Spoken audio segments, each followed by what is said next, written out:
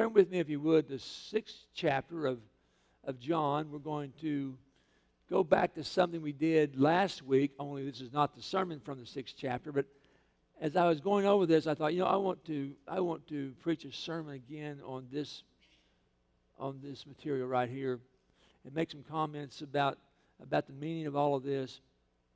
We find that Jesus has already been teaching and his ministry has been successful. The early days of his ministry were very successful, and the crowds followed him because, of course, we've talked about he did miracles.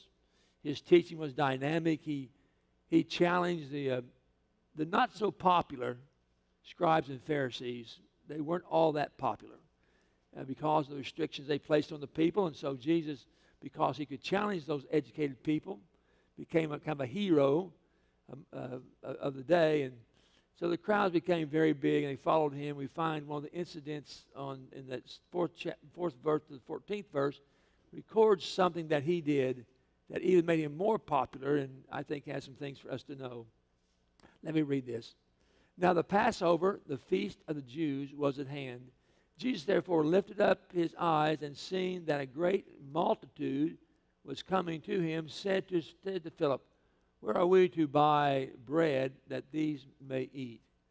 And this he was saying to test him, for he himself knew that what he was intending to do.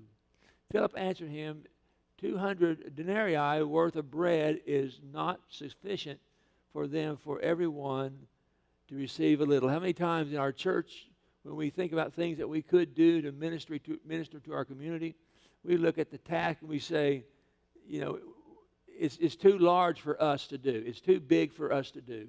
And this is what Philip was basically saying. And one of his disciples, Andrew, Simon Peter's brother, said to him, "There is a lad here who has 5 barley loaves and 2 fishes, but what are these for so many people?" And Jesus said, "Have the people sat down," and there was much grass in the place. So the men sat down in number about 5,000.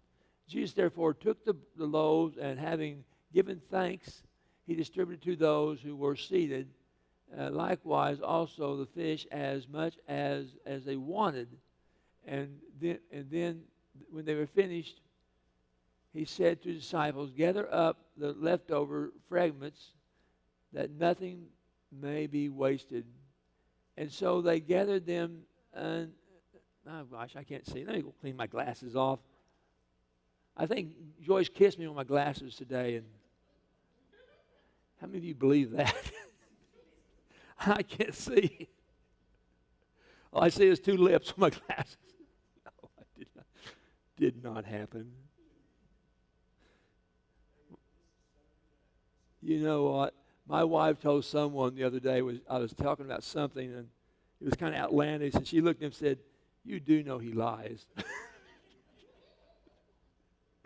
That's right, Joyce, build me up. You do know he lies. And that's the sad thing is that's pretty much true. Okay? And gathered up leftover fragments, for nothing may be lost. And so they gathered them up and filled 12 baskets and fragments from the 5 barley loaves which they were left over by those who had eaten. When therefore the disciples saw the signs which he had performed, they said, "This is a truth, the prophet who is to come into the world." There are some really unusual characteristics about the book of John that it is different from the other 3 Gospels. And if you read the 4 together, it becomes obvious. The first 3 have so much in common. The organization is so much in common. You get in the book of John, it has a lot of diversity. By the time you get to the 8th chapter, which is not quite halfway through the book, he's already in Jerusalem for the crucifixion. He's already there in the 8th chapter.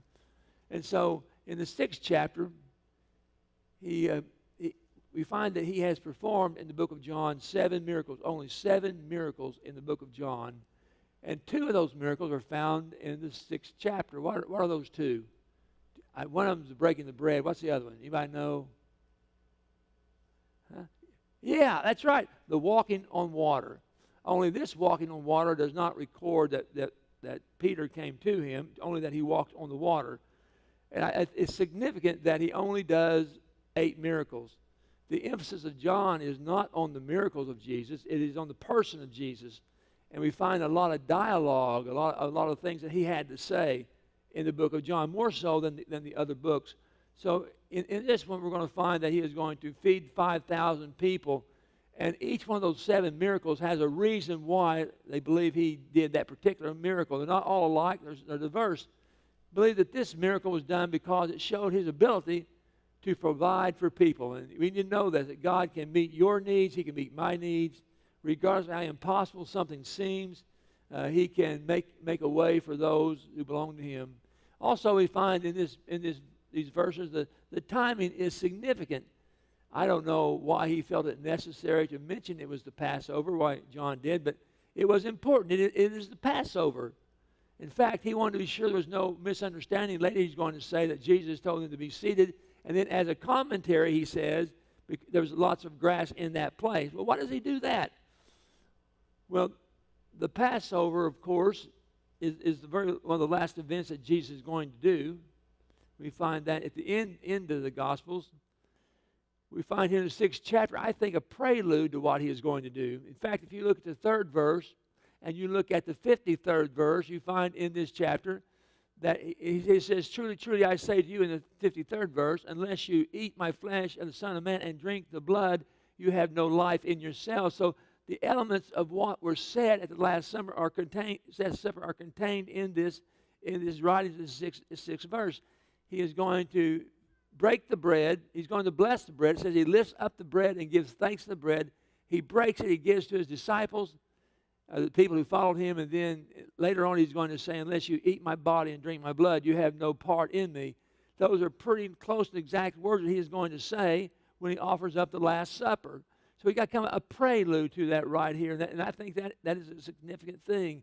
He knew 2 years, or this is his first Passover, his second Passover with his disciples. But he already knew what his purpose was. He was going to Jerusalem to be crucified. In knowing that, he continued down the path that God had for him. Here again, another huge lesson for us to know. The path that God has for us, we are to go down regardless of the fact that we might know the consequences or not. Even we know that we might suffer, he has called us to go down the path he has for us, not to shy away from that path. Jesus knows I have come for a purpose. My purpose is going to be fulfilled in just a year or two. And so on this occasion, he takes that bread, he holds it up, and he blesses the bread, and he breaks it, and he gives it to his disciples. There are 3 basic things I want us to know about this. First of all, in this passage of Scripture, Jesus meets the needs, he meets the expanded needs of those who came. The expanded needs. He came to give life, spiritual life, and to this point, he has been teaching spiritual truths. People followed him because of things he said. They followed him because of miracles he did. He had been ministering to them, but the feeding the multitudes was not necessarily something they had expected. He expanded.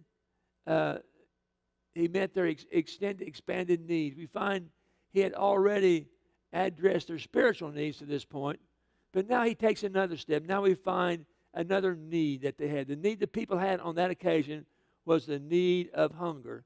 And perhaps that's one of the bases why there are Christian groups who believe that in a world of hunger that we should also do as Jesus did, that we should feed those who are hungry.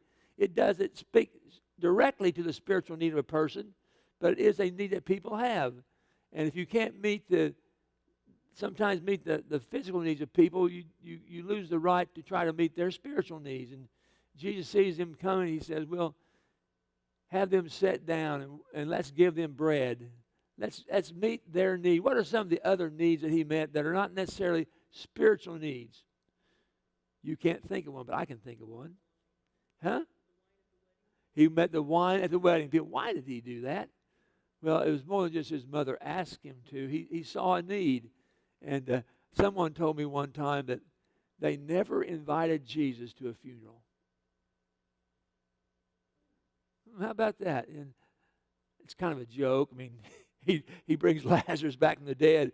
He was a poor guest at a funeral because he had the power to give life. And we find that at this wedding, he sees a need. The need was that there be more wine.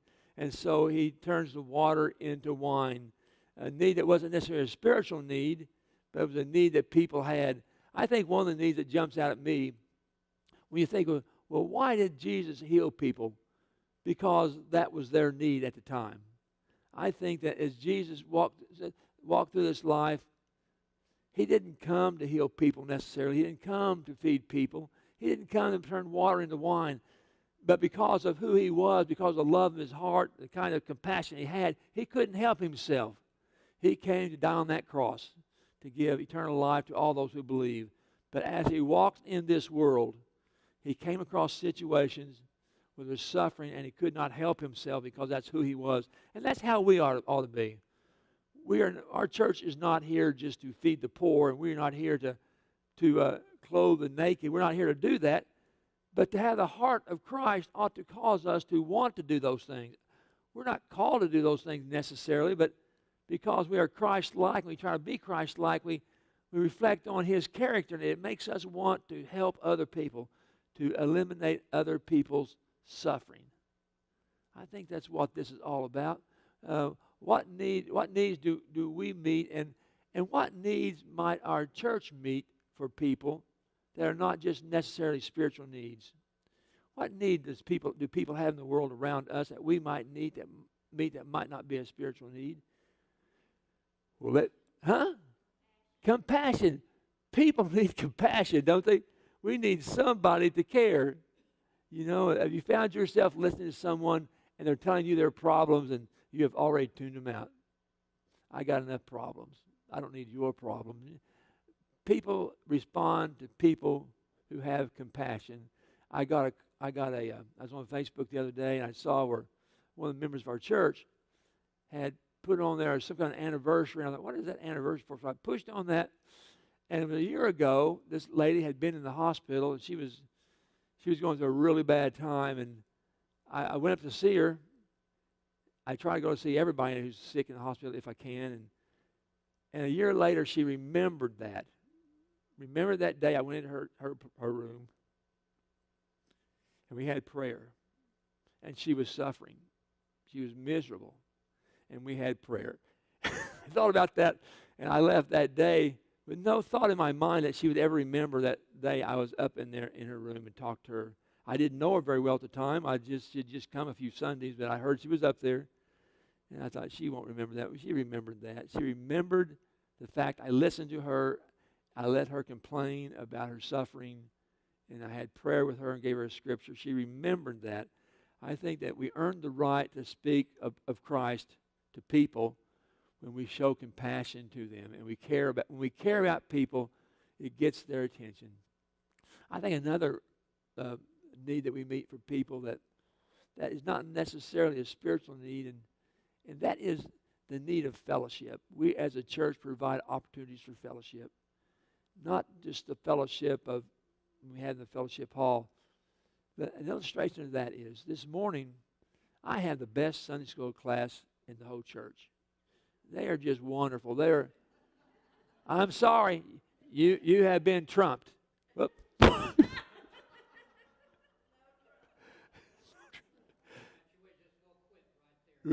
I have lost the whole group, haven't I? Well, anyway, they are from 25 to 40, 42. And they are so cohesive, and they care about each other, and they talk about their problems to each other. And we have prayer. And I'm thinking, you know what? Where can they get this? Where could they possibly go and find 12 people to listen to what they have to say, to care about the fact that they're going through struggles at work, they're going through struggles with their health? Where could they find that? That idea of fellowship. Fellowship is not punch and Kool-Aid and cookies. It's that cohesive spirit you get with other people who identify with you and your suffering. I mean,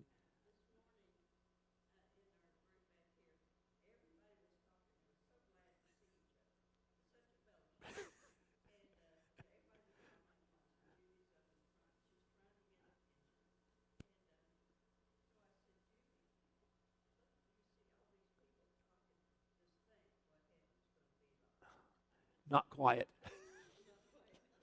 I can hardly hear the angels sing from the talking that the people are doing.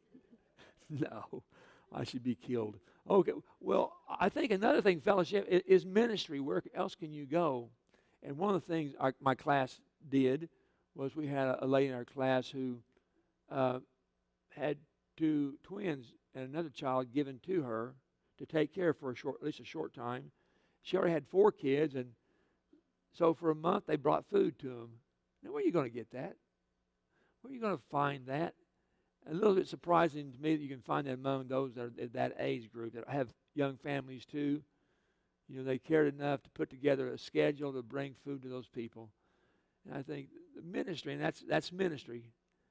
I thought that's something we do that may not necessarily teach anything or any great biblical truth, but it says a lot about the heart of Christianity. It represents Christ well in this world.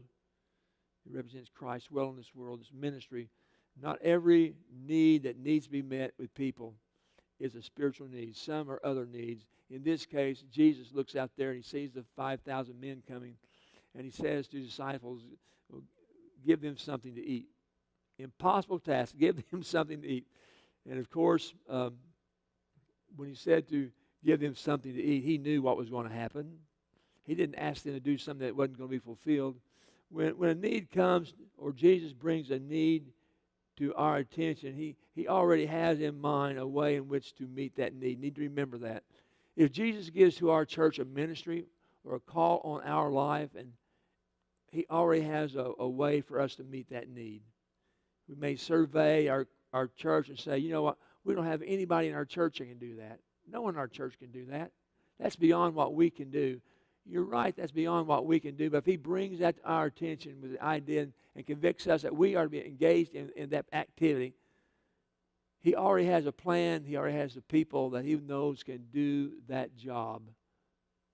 It's an exciting thing to think that he has planned all this out. And his plan this time included a young boy with limited resources. In a world where children had very little authority and very little voice in what went on, unlike today, there's everywhere, aren't they?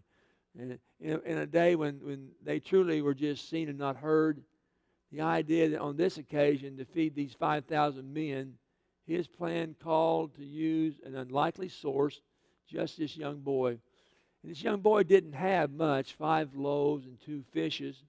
Andrew recognized this their dilemma and recognized that what they had was not enough. He said, what are these for so many people? What are these that what we have? What is this among so many people that are here? Are there some here today who think what can I do, or what do I have in my hand I can give to meet some goal or to do something for the kingdom? What do I have? It's not always about how much we have, but about our willingness to give what we have. And I was reading something the other day about this, and they said that the first miracle here was not that he fed the 5,000, but that boy gave up those 5 loaves and 2 fishes. He gave up his lunch on that occasion. And can you just imagine, he looks out there and sees all those people, and Andrew says, we need those 5 barley loaves and 2 fishes to feed these people. And what he must have thought in his mind, I should have eaten earlier or something. You're going to take my bread and my fish to meet these needs. Well, it's not how much we have, but our willingness to give what we have to him. It is the one which we give these talents to. We don't give them to men, we give them to God, and to see what he can do with what we have in our hands. And then he works his work with them. He blesses it, and look what happens. Well, they were placed in Jesus' hands, and Jesus, once he had the resources available on that day, once he had the available resources, now there may have been other resources there. I kind of like to think that this is the only resources there. He had the only thing he had was 5 barley loaves and 2 fishes. He had everything there was, and now it was in his hands. What does he do? He does what we should do when we embark upon any endeavor, especially when we don't feel like we have the ability to accomplish that. He gives thanks for what there is. He gives thanks for those barley loaves and those fishes. And no doubt he must have said something like, "The Lord bless what we have in the feeding of those that are here." He must have said something like that. And how strange that must have sounded to those disciples as they're kind of looking at each other. They didn't bow their head. They're kind of cutting their eyes at each other. And what is he going to do? What did he just say? Does he really think that he's going to feed the 5,000 here, which is 5 barley loaves and 2? Does he really think that's going to happen? He didn't think that was going to happen. He knew that was going to happen. He knew that he had the Father's ears, and the Father was going to bless what he was doing, and God was going to give him what he asked for on that day. And when they were done, it says they took up what was left. And when I read that, I don't know, and I still don't know why they included that. What's the importance of having those baskets full of stuff left over? What's the importance of Jesus saying, gather up the leftover fragments that nothing may be lost? They were all filled. That does point up the fact they were filled, and there's to the overflow. He says, "We'll gather up what is left so that nothing be lost." There is something for being prudent in God's work, that nothing be wasted. I think if I was one of those guys that didn't like what some of the things the church would do, and if I was thinking the church wasted money, I'd probably preach this text. That nothing be lost. We don't waste God's money. We don't waste God's resources or God's time. But that we take the things that God gives to us, that we be prudent about those things, that nothing be wasted. Gather up that. Let's show how much surplus there is. But also gather that up so that nothing be wasted. We find in verse 14, when therefore the people saw the sign which he had performed, they said, "This is of a truth the prophet who is to come into the world." This event, what it did was, for him, is that it increased his testimony. It increased his testimony, his validity for being who he was. When God uses us to meet the needs of people, it increases our testimony and gives a validity to our message. Our message is increased when we accomplish things that are difficult and we achieve those things. People can look at us and say, well, God's hand must have been in this, because I know those people. They're not that talented. I know those people. They're not that dynamic. It increased his testimony. It will increase the testimony of the church when we step forward and we achieve great things for God. It will increase our testimony. I think it's some of the things that we do around our church that to look at, you would think, well, it really doesn't have that spiritual significance. But take it as a totality of the whole of what we do. People look at that and they see that it increases the testimony of the church and the validity of our message. Things even like our church's preschool or the 4th of July that we used to do, or the Thanksgiving dinner that we put on for 1,000 people, or even the crafts fair that we have. People look at that and it increases the validity of our church. In verse 15, I want to add one more point to this, and I didn't have this plan. I'm going to put this here. Therefore, Jesus, therefore, perceiving that they were attempting to come to take him by force to make him king, withdrew again into the mountains by himself. Although it increased his testimony, it was a moment of triumph for him as he had done the absolute impossible. He still had a sense of who he was and the direction that he was to go. He did not give over to the popularity of the moment when people wanted to take him by force to make him king. I think sometimes when we as believers have success, we get kind of carried away with that idea. I think it's ruined many a good preacher who had success in their pastorate, and so they continue to change churches until they reach the point of their incompetency, thinking that they're better than they are. Jesus knew his plan. He knew the purpose. He knew what God had for him. He knew that they were wanting him to be king because they had fed them and they were filled. Verse 26 makes that plain. You want me because you ate and you were filled, not because of the signs you saw me do. Jesus knew the plan, the purpose of God, and knew that it wasn't in God's plan for him to be taken at that time. I'm not going to become the people's king because I fill their stomach with bread. We are not the church that fills our pews because we feed the people bread. That's not what we do.